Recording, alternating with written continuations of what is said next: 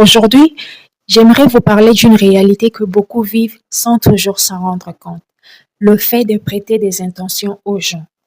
Et pour mieux comprendre cela, laissez-moi vous raconter l'histoire d'Anna. Anna est une jeune femme douce, calme, toujours souriante. Une personne appréciée pour sa gentillesse et sa simplicité. Un jour, Anna décide de partir étudier à l'étranger.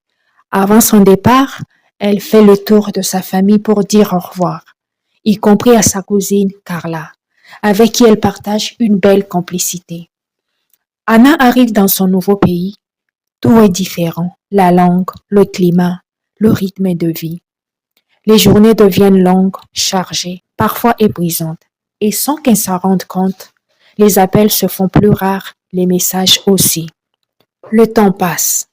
Un jour, entre deux cours, elle se souvient de Carla et se dit, ça fait longtemps, je vais l'appeler.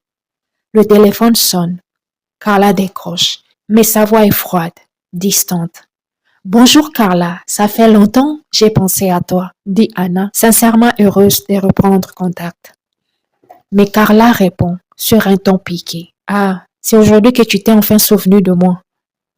À ce moment-là, Anna comprend que sa cousine s'est imaginé une intention qui n'a jamais existé.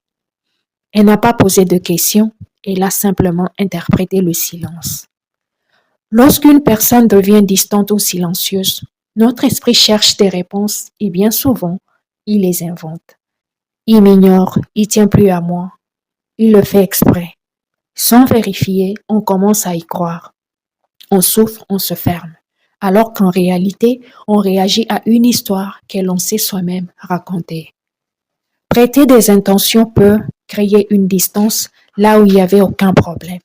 Générer colère, tristesse et frustration inutiles.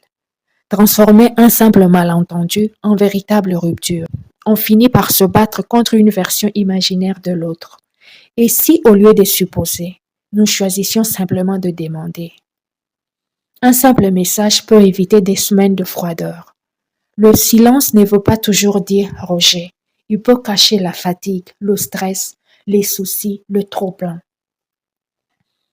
Quand tu arrêtes d'imaginer, tu laisses la place à la compréhension. Prêter des intentions, c'est regarder l'autre à travers un filtre qui n'est pas juste. C'est interpréter au lieu de communiquer.